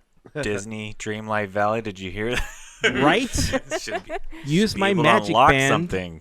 Dude, because like even if they because there's watches in Disney Dreamlight Valley, if they let me unlock my magic band so that my character wore my Iron Man magic band, that'd be dope. They need to do this. Now, speaking of magic bands too, like I'm surprised that they didn't add any magic band stuff to Toontown that we know about anyway. Yeah. Like they refurbed it for so long, you'd think they would have some interactive something or another. Because they had all the other stuff come back that's interactive, like the physical stuff. Why not do a Roger band. Rabbit whodunit thing through Windows or whatever? Kind of like the. Oh, that would be cool. You like have your the bounty. Knock. Yeah, when you're trying to get inside the room and they're like, ooh, the password? Yeah. What's the password? That would have been good. Yeah. Something like that. It's surprise. Yeah, I don't know. Maybe it's budget cuts. Maybe there's plans. Who knows? But that's a missed opportunity for sure. Like you said, it's if they were adding it to Galaxy's Edge, why not add it to Toontown? Because it was down for so long. It seems like a no-brainer. Well, they can't do it because you guys have probably seen by now. Maybe Discuss I missed the 100 Years of Wonder medallion. Well, the big old logos, what it interacts with that. Have you guys seen that? Right, where if it links up with your magic band, you can move your hand in a circle, and then it'll do this like a magic thing on the actual. Oh, I haven't seen that. That's the one at Downtown Disney, right? Right. And okay. And I think I haven't tried it yet, but I think it might work at the one at Disney California Adventure in the middle. That one that's there. I'm not too sure though. I don't think I was there long enough to see people try that. I saw people waving their hand in front of the castle, thinking that the one on the castle would do it. No. Sorry to tell you, but the one on the castle does not have any interactions with your magic band. Anything. I did see people using it at Downtown Disney, which is why I knew that one actually activated with the magic band. But I haven't seen the one at California Adventure.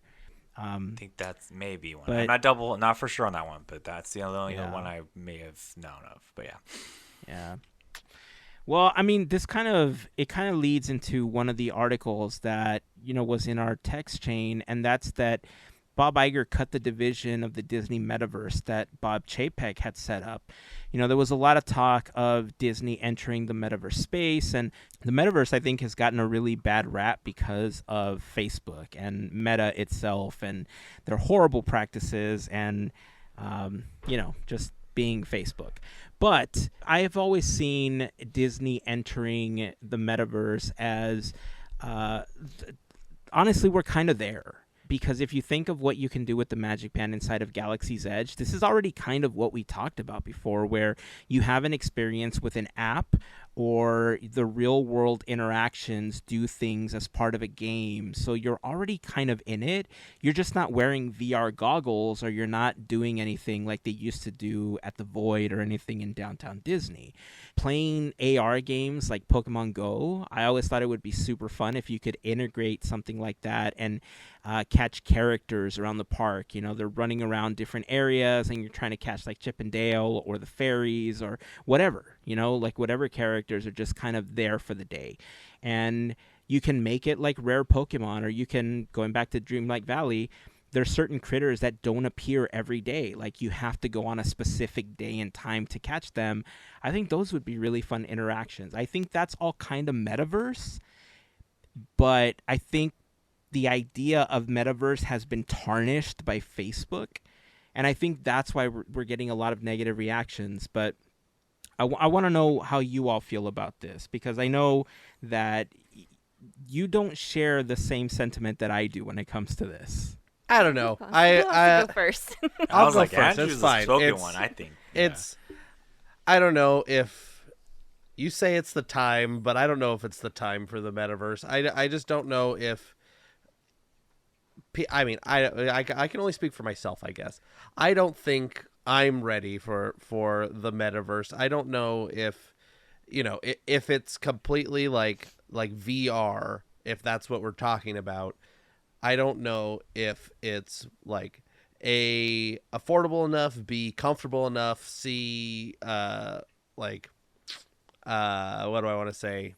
Like widespread enough to be worth it. Now, I know that you need to develop these things, and that's what the metaverse division of Disney was doing, I'm sure, was figuring these things out, how to make it profitable, how to integrate these things into your daily life and make it part of your, not just like your play, but also work and all this different things that they want to do with the metaverse. People want to have this is like the one thing that I don't get, but I guess, other people might be more comfortable as like they've showed this thing where it's like, okay, well, you can have a meeting in the metaverse and you have to sit in VR and like you have a virtual avatar and everybody has their avatar in the meeting, but you could just do a video. We have video and you can see everybody's expressions, micro expressions, everything in a video call. So things like that is I guess it's just stuff I don't understand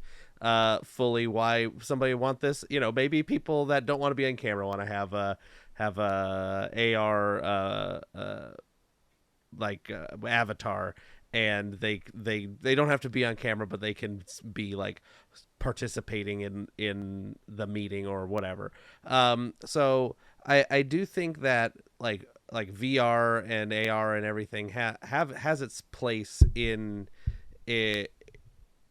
what we do, and that getaway and things like that, where playing games. I mean, we have the Quest 2 things, the Meta Quest, whatever they're called, the headset deals, and we don't very often use them. It seems more of a hassle than it's worth sometimes, and maybe that's just because things aren't in they're not developed enough to be what I want or what I expect. It seems it's a lot more hassle to put on a headset and stand up in the middle of the room and grab the controllers and do all this to play a game of Beat Saber or whatever than it is to sit on the couch and grab my Switch and play Disney Magic Kingdom or Disney Dreamlight Valley. Excuse me, Disney. That's the phone game.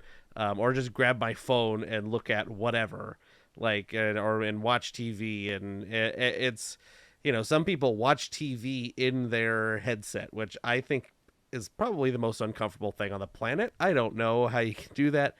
Eye strain and whatever. I don't know if I'm just sounding like a grumpy old man, but that's okay too. So that's my qualms with the metaverse and virtual reality in general at this point. But I can see it growing, and maybe Disney just needs to let it grow and then jump in after there's already a established platform for them to bring something to, as opposed to trying to create their own platform off the bat, which it kind of seems like is what they were attempting to do.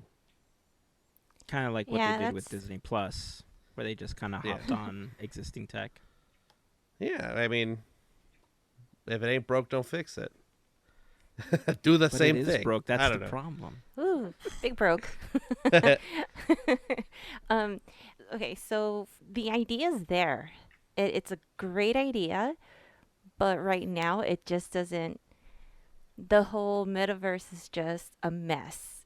Um, the to know that they have poured in so much, so much money, I could see why Disney's like, you know what, the product isn't here.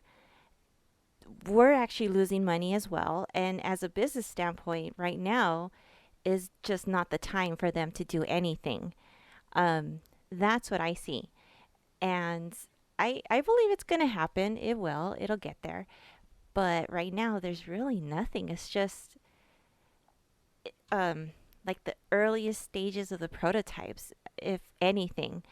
Um, I have beef with Meta. I see this as yes, they have the potential, but seeing how they've treated, like for me, I have this little grudge with them.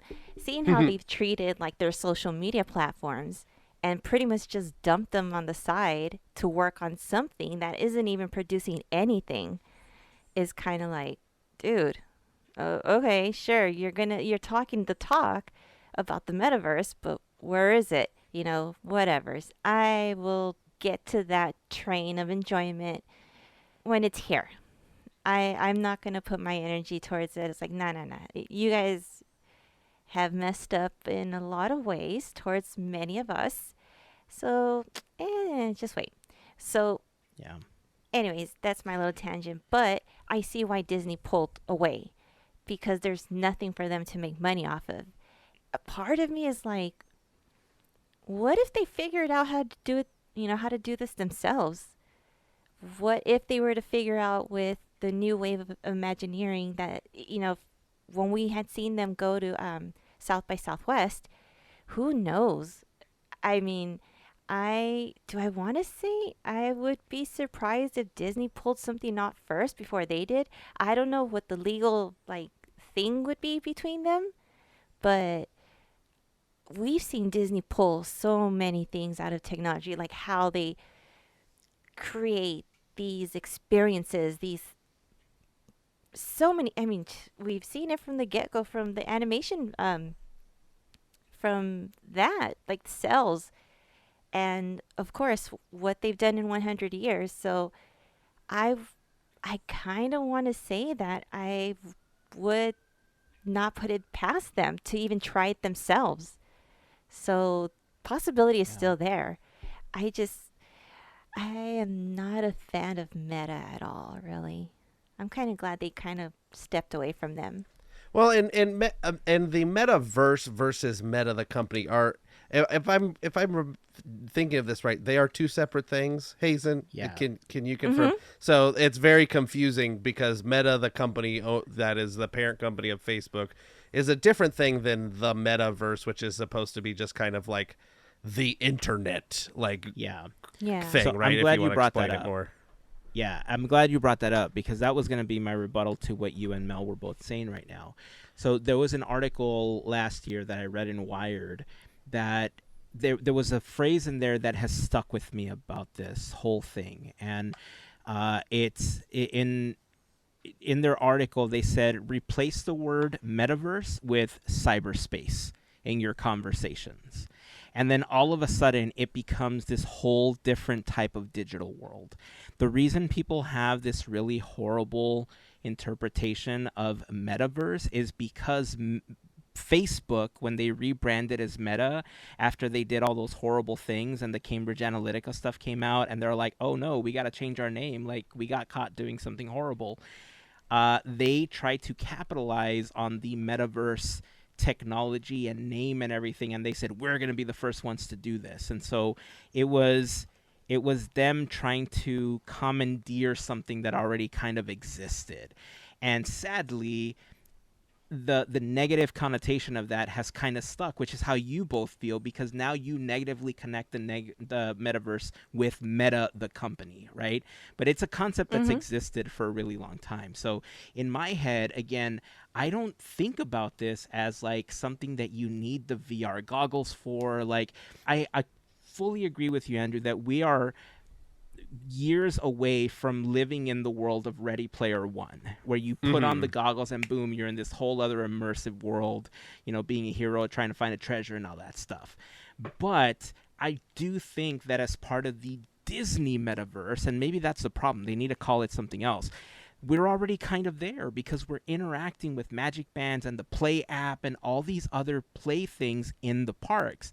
Now, let's say that you have your Magic Band, and let's say they do the same thing that they do with like the Power Band from Super Nintendo World, right? Maybe there's like an area at Disneyland or California Adventure that's branded for Disney Dreamlight Valley, and then you go and then you mimic the motions of harvesting pumpkins or something, and you get something exclusive in the game. Like it remembers it and it syncs with your Switch or your account or whatever, and then you get something exclusive in the game. That in itself is a form of a metaverse because you're linking all your products into a whole immersive experience. It doesn't have to be virtual. It could be AR, or it could be, something driven by other technologies, again, similar to Pokemon Go. They're doing this with, or I don't even know if it's going to come out now, but they were doing this with the Marvel version of AR, which was supposed to come out sometime in the next few months. But with all the layoffs happening, I don't know if that's even going to be a thing anymore.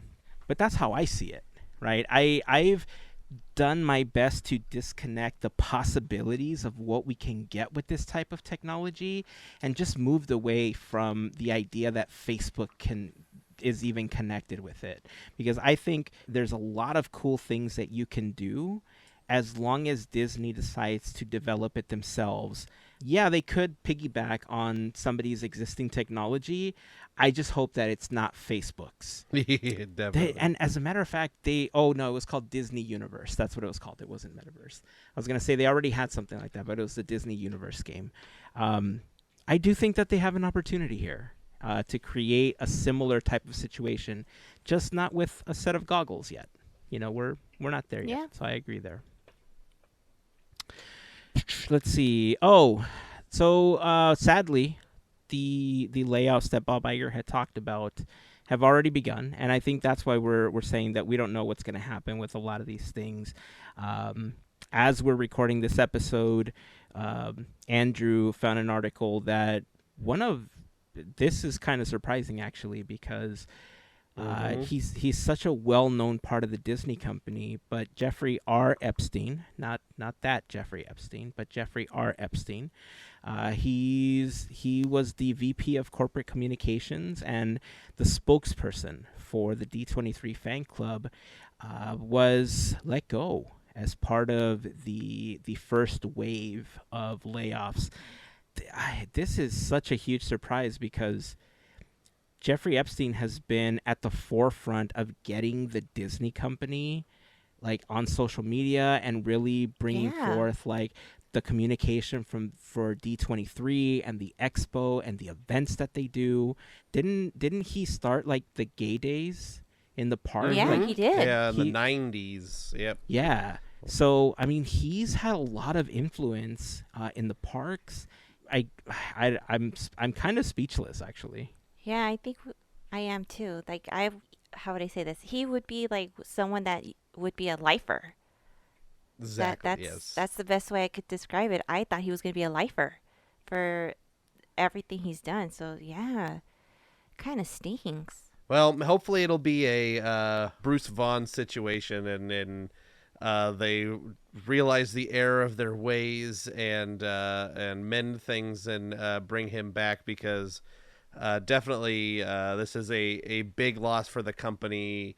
In the somebody that you would think is a spokesperson for the company, a good spokesperson for the company, a good person that that a lot of the fans know, even if they don't realize it. I mean, huge on Twitter and on other social media platforms, giving us Disney news and really with the D23 brand and everything, hosting the D23 podcast. And just all the care that's gone into all the D23 special events and everything that they do. I think it's a damn shame, I'll say, that they that Jeffrey is let go. A lot of the other people I know, we've lost some others, execs from Hulu and other things, but this one hits a little closer to home as I think somebody that you know their face. Like I couldn't tell you the other executives what they look like or whatever, but I've you would walk past him at a D23 Expo or that's somebody that I feel like, though I haven't, like I could like send a message to and would probably get a response from. Not that I have, but it just feels like a very open and communicative person, and that's his job as a communications person, but still feels like somebody, I don't know, it's stinky poop. It's no good. Yeah, I don't know. It's gonna be strange not seeing him connected to any D23 stuff going forward. I hope you're right. I hope it is they bring him back and they realize like, okay, we made a mistake, but at the same time, we're losing so many other cast members that you kind of feel like why are we in this situation? Exactly. Because Disney Plus has to be profitable. Yeah. Yeah. I don't know what he has anything to do with that, but there's an earnings call coming up soon, isn't there? Yeah, because there's all the votes and everything. We just send in our votes because we have stock, so we get a vote on all the things, and we always vote. The board says we recommend this, and I always vote the other way because I don't know if I like what the board recommends, so I always vote the other way. Good for you for sticking to your guns. The board recommends we don't need an oversight committee, and I say maybe you do. So maybe you do. Exactly. Yeah, it's going to be interesting because we already knew that things like Disney Plus weren't doing well and that the parks were kind of helping Disney Plus prosper, but the parks aren't doing all that great right now either. So it's going to be an interesting call, to say the least. I think we'll be talking about it in an upcoming episode, but we'll see. We'll see how that all turns out. So I don't know about all of you, but I have been holding off on watching The Mandalorian, and it's been so difficult for me to do that because I've been really excited about this season, but I hate having to wait. There's certain shows that I don't want to wait to watch the next episode. So I figured if I could wait like 2, 3, maybe 4 weeks so that I could get like a really good binge on, like on a weekend or something, I'll feel like, yeah, like I got through this. Like I feel good about everything, right? You don't feel like you're left hanging so much. Maybe that's just me. But it's getting difficult because people are starting to post things about it, and I'm starting to find out slowly what's happening. Larry had a super cool opportunity. Tell us about it. So I was lucky enough through Verizon Up. So this is no perk of being anything. I was just lucky enough to win a ticket lottery to go see the season 3 world premiere of The Mandalorian at the El Capitan Theater in Hollywood, which was my first time seeing anything there. That's so cool. It was all brand new, and it was I'll just say to the T, it was definitely a VIP event. We got there, you had a will call, they checked your name in, it was a red carpet event. The celebrities were there to list off a few. Didn't get to meet anyone. I'll save who I did get to meet somebody, but I'll let you know at the end. But the ones that I got to see, Jon Favreau, Dave Filoni, and then you had Pedro Pascal, obviously. So and then Man Wing was there. Nice. Luis Esposito was there. All of the people you could think of were coming down the red carpet, and it did make you feel like even when you were there for an event, they had the Speed cruise ship that he uses. You could take pictures of photo op with that on the main stage. So that was cool. The thing that him and Grogu are on when you see The Mandalorian. And then, Jon Favreau and Dave Filoni came out right before they aired the episodes. That was technically the Tuesday before they released on Wednesday. And they kind of gave us like a little brief introduction of each episode and they let us watch 2. And just to put it out there, Hazen, Jon Favreau said, the way is to keep it a secret about the episode. So if you're seeing spoilers, that is not the way. Yeah, they definitely are not Mandalorians. they're not Mandalorians at all then, and Dave Filoni would disown them. But the thing that was cool about it though was like to go watch it. What I told a lot of people, you could go watch on my channel, Goofy Guys Adventures. I did a small video like that's basically just vlog style. We weren't able to film any, obviously, the content, right? But what I explained to people about the episodes, we got to see 2 of them there. It's a whole different level to watch them on a cinematic movie screen. You really, I think, take into the value what goes into making these shows. They are movie style production. Like, it held up just as even better. I felt like, dang, I wish they would, Hazen, it kind of gave me that idea. Like, I wish they would say once a year, like at AMC, you could go watch it all of them in one day in theaters instead of like, That would be fun. yeah, instead of watching them at home, because oh, dude, it was so cool hearing like the Mandalorian come in, and then hearing like the sound effects of Grogu cooing and stuff like that, like in surround sound around you in theater experience, and it did help that people are like cheering, because half of the people there, which I came to find out, were people that worked on the show, which was really cool to just kind of hear them talk about stuff. Yeah, it was cool to hear that, like overhear the conversations. I'm just there. I'm literally, because they gave away popcorn for free and soda. I'm literally like Michael Jackson, just like listening to these conversations. You were the Pedro Pascal meme where he's just sitting there eating. Yeah. Yeah, exactly. Pedro Pet, that's a good one. That's even better. I was just eating, listening to these conversations they're talking about on set and stuff like that, and about how, like how much of a dedication, how long ago it was done. Like, it's been a long time since they filmed this. It's unbelievable. But it was awesome, and I want to give a shout out to comedian Bill Burr. So I was lucky enough to run into Bill Burr at the end of the night, and I'm gonna give full props to Rebecca, because we were leaving, and I was trying to get out, and then she's like, "Hey, that looks like a comedian I think you may know," and I was like, whatever. We were seeing everybody was like on the bottom level, and we were kind of like on the upper tier, because they had 2 levels, and I was like, "That's not him." And then all of a sudden, I heard the iconic Boston accent Bill Burr has, and I've been listening to him. You guys talk about comedians, Andrew and Hazen. Definitely always talk about like comedians, and like Bill Burr has been in The Mandalorian season 1, had a great role in season 2 too. So I immediately, when I saw it, I was like, oh my god, this is my only shot. And Rebecca's like, just do it. So he was walking by, and I said, hey, I never thought I'd said, hey, Bill.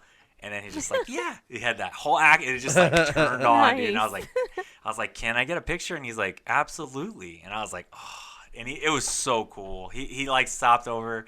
He was like, he's like, you a fan? I go, I've been listening to you since I was a kid. And then he replied back like, yeah, I've been doing comedy about that long. I realized how bad and insulting it kind of sounded, but at the same time, I was like, I wanted to tell him the truth. I was like, I might not should have been listening to you, but I was, because you were so funny. So that was my star moment of the whole night, and it was totally worth it because I love comedy, and Bill Burr, to notice him out of the crowd was fun. That's cool, man. Nice. Imagine you were like, hey, Bill, and he's like, hey, Larry. I mean, how much would you have lost it at that point? I think I would have cried, like, and then he probably would have kicked me out. Bill Burr style. He'd be like, "What are you crying about? Get it together," something like that, right? But yeah, it was awesome. It was cool. He said, "Yeah, I've been doing." That's how I just replied. I've been doing it about that long. So I was like, "That was a cool thing." Got a picture with them and everything, which is on the video. You can see too. That's awesome, man. Yeah, those are cool experiences, especially when they just happen to come around through what you would never expect it to come through. The fact that it came through this Verizon thing is just like, because they have websites where you can go and you can sign up to go see screenings and TV shows, and you can sign up to be part of these events, because for the most part, whenever they're doing these things for TV, they want it to look full. They wanted to make sure that there are fans there. And so there are agencies where you can sign up and go to these events. But, whenever they come around through other like services and stuff like that, it's just a little bit sweeter because it feels a little more personal, and you feel like you have a better opportunity of getting it, especially when it's like a lottery system through these other companies, right? So that's fantastic. We'll share the video on Discord, and if you have an opportunity, maybe share the picture or something. I think people will get a kick out of that, seeing it over there. All right. Well, before we wrap up this episode, I think it's time to learn a little bit more about some of the interesting things that have happened as part of the Disney company's 100 years and the celebration. Andrew, I think it's time for some great moments with you, mister. That's Maybe me. I said that Yes, backwards. yes. That's okay. It's backwards day. We're like crisscross. We're going to wear our clothes backwards and all that stuff. It'll be fine. have to jump. Anyway, yeah. If you want to. But anyway, the years we're going to cover this week are 1947 and 1948. Luckily, we got not too much time left. It's been a long episode. These are another couple short years, so we'll go through them real quick. 1947, Walt Stanchfield joins the company. You may not recognize his name, but besides being an animator on many films, including my beloved Who Framed Roger Rabbit, Stanchfield was one of Walt's 9 old men and Disney legend Eric Larson created a training program for new animators at the Disney studio in the 70s. This program included weekly drawing classes and lectures by Stanchfield. Stanchfield's students included numerous prominent animators such as Brad Bird, John Lasseter, Don Bluth, Joe Ranft, John Musker, Ron Clements, and Glenn Keane. Also returning to the studio is Wolfgang Reitherman, another of Walt's 9 old men, Disney legend. He returns to the company after his military service. On March 13th, Disney Sound Department won a technical Oscar for innovations in locating noise in soundtracks. On September 27th, Disney released the feature film Fun and Fancy Free to theaters. It includes the animated segments Bongo and Mickey and the Beanstalk. On October 24th, Walt Disney testifies in front of the House Un-American Activities Committee about suspected communists previously employed at the studio. Disney gives a couple of names. This is very well documented. Other notable things, notable characters debuting this year are Iga Beaver, who I have covered on Quizneyland, and Scrooge McDuck, who both appear in comics. The company released 19 shorts this year. Notable birthdays from 1947.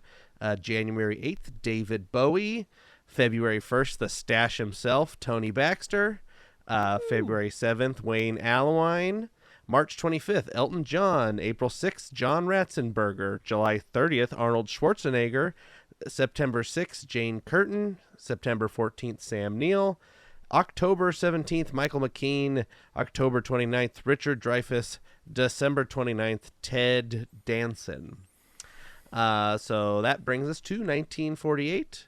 Disney has been struggling to make their films profitable for the past few years. In 1948, facing a debt of $4 million, Walt accepts an offer from their distributor RKO Productions and the new owner of that, Howard Hughes, of a $1 million interest-free loan in exchange for the rights to Disney's inventory of films for educational uses.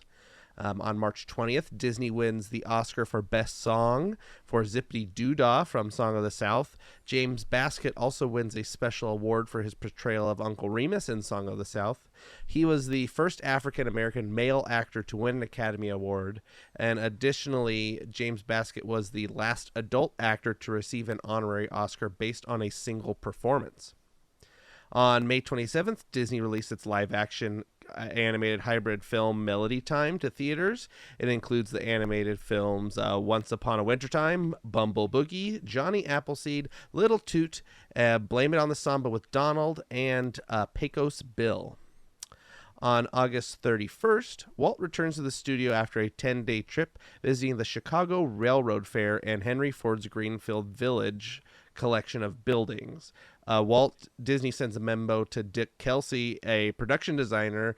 He describes an idea for a Mickey Mouse Park with a main village railroad station, carnival section, Western Village, and various shops and restaurants. So if you know anything about that, that is kind of the first inklings of Disneyland. This trip is also where Walt gets the idea for his backyard railway, the Carolwood Pacific. On December 21st, Disney's first true life adventure film, Seal Island, is released as a sneak preview in the Crown Theater in Pasadena. This film starts off an entire series.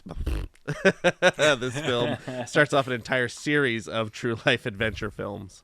Other notable things to happen in 1948 are the dwarves from Snow White and the Seven Dwarfs make their first appearance in the Ice Capades.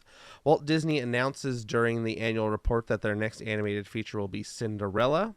U.S. Time introduces 10 new Walt Disney watches, each with a different animated character on the face. And the Hollywood Foreign Press Association awards a Golden Globe Special Award to Disney for Bambi for furthering the influence of the screen.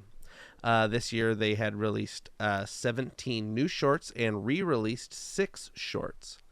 And then our notable birthdays for 1948, January 14th, Carl Weathers, February 28th, Bernadette Peters, March 6th, Steven Schwartz, March 14th, Billy Crystal, March 31st, Rhea Perlman, June 28th, Kathy Bates, July 12th, Ben Burt. I'll just say Ben Burt is the creator of, he did the sounds for R2-D2 lightsabers and the breathing of Darth Vader. So I thought that was fun. Nice. August 30th, comedian Louis Black. September 17th, John Ritter. September 19th, Jeremy Irons. September 26th, Olivia Newton-John. December 3rd, Ozzy Osbourne. And December 21st, Samuel L. Jackson. So there is the 1947 and 1948 years of the Disney Company. Right on, man. Man, you said Howard Hughes, and I looked at the SCA plaque that you have behind you, and my brain just went into overdrive. Because then, like, all the connections just started happening. Like, inspiration for Charles Muntz, inspiration for Howard Stark. I mean, officially, he's part of the SCA because in The Rocketeer, he invents the jetpack, and there's a Jock Lindsay connection. And anyway, that's it. I think we got to end the episode because I could talk about the SCA for minutes, if not hours upon end, especially when I get super excited about stuff like that. But that's it. That's going to end the episode. Again, podketeers.com/links for the latest episode, Quizneyland playlist, links to our YouTube channel and Larry's YouTube channel. Again, Goofy Guys Adventures on Instagram. Make sure that you're following Larry for whenever he goes live from the parks. And that's it. That's going to wrap it up. Until next time, keep dreaming, keep moving forward, and always remember to pass on the magic. Have a fantastic week, everyone. Bye. See ya. There it is, right?